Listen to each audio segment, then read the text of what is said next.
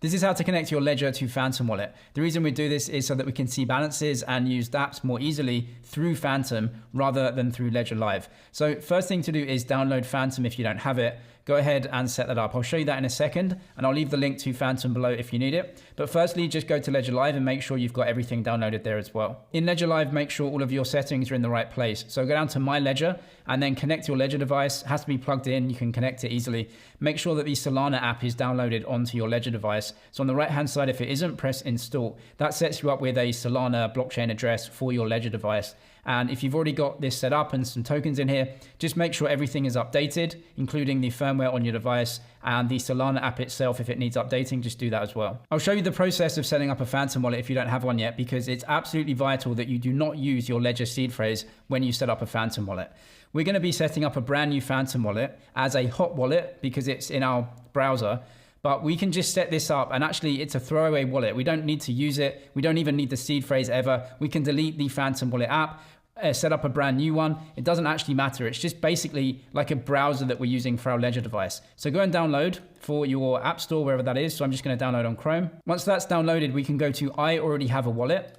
And then down here, you want to press Connect Hardware Wallet. Now make sure that your Ledger device is plugged in and it's open and it's on the Solana app, and then press Connect Hardware Wallet. And then down here, press the one that you have.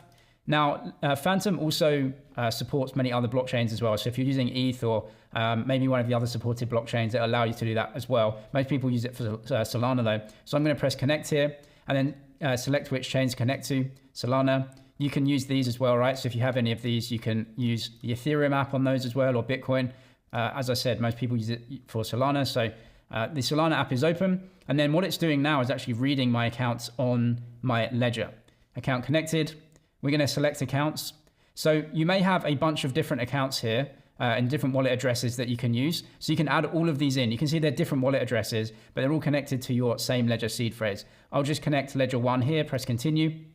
One account added, done. Create a password. So we're setting up the app. This is a password for the app. So it's an app login. Now you can delete the app, reload it again and create a new password. It doesn't matter because our actual wallet is on our Ledger device. So this is an app specific password. So just set that up to be whatever you want. Agree to the terms, press continue, and you're all done. Get started.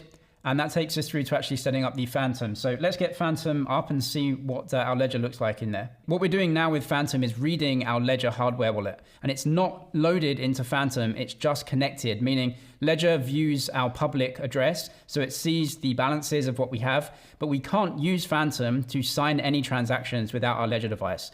So this is how you set it up, where you connect them and you don't share any of the seed phrase or private key information with Phantom for your Ledger. So that's how you set it up. However, if you also want to set up a Phantom wallet as a hot wallet with a different seed phrase and different address, which a lot of people do because they have their investments on their hardware wallet, and then if they want to be a degen on chain or do anything like that, they basically send their assets into the hot wallet first to then interact with something on chain in case there's any bugs or anything like that. They don't want their whole wallet drained. So go up here to top left, go to add account or wallet, and then create new account.